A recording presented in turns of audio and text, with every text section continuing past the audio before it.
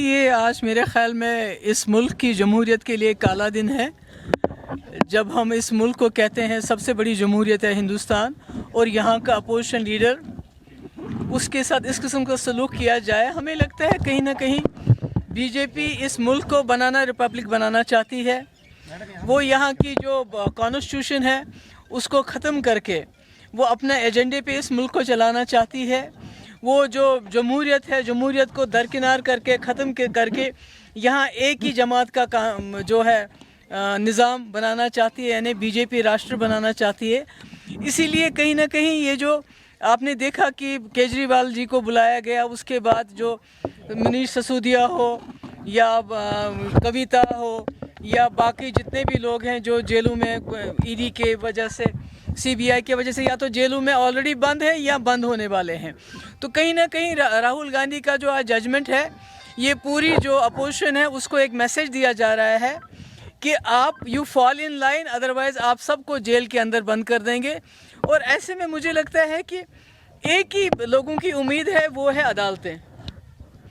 और ऐसे में अदालतों का रोल जो है कहीं ना कहीं उस पर एक निशानिया सवाल है, क्योंकि कई ऐसे केसेस हैं। देखिए 370 को देखिए कितने सालों से अदालत के सामने पड़ा हुआ है, अभी तक उसकी सुनवाई नहीं हो रही। इसी तरह बिल्किस बानो, जिसके रेपिस्ट खुलेआम घूम रहे हैं और उसके केस की भी सुनवाई नहीं हो रही है। मगर यहाँ से देखिए राहुल गांधी के केस की दिन ब दिन इतना फास्ट ट्रैक पे सुनवाई हो रही है और फैसला भी आ गया है।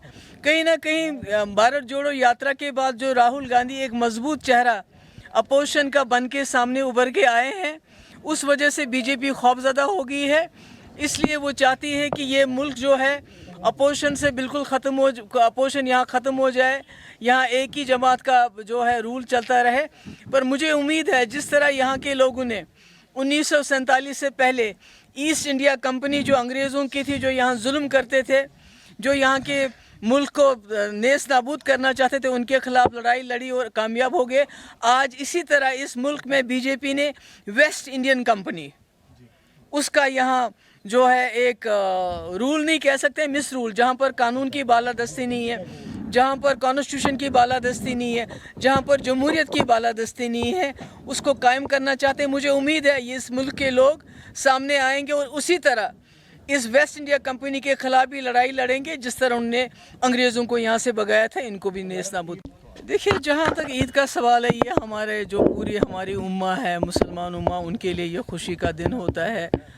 ईद मनाई जाती है रमज़ान के बाद। मगर कहीं ना कहीं हम जो जम्मू कश्मीर के लोग हैं इस वक्त बहुत मुश्किलात से दो चार हैं। आप देखिए हमारी इक्तिसादी हालात, जानबूझ के उसको ख़राब किया गया।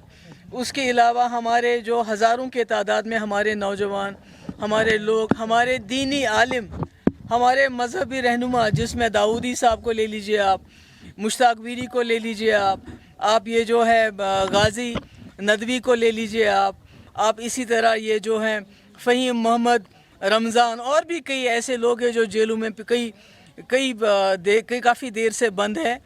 तो जो जिन लोगों के लोग जो जेलों में हैं वो क्या ईद मनाएंगे?